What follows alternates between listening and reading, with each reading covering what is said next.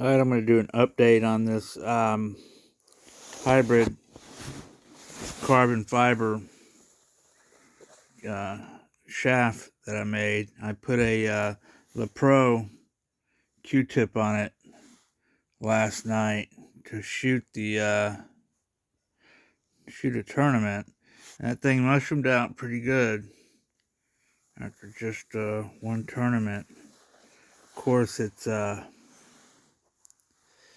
I was banging the balls pretty hard. We're seeing what kind of abuse it could take.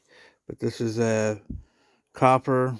This has a copper joint collar, then walnut into carbon fiber, and then carbon fiber with an acrylic ferrule and a LaPro chip.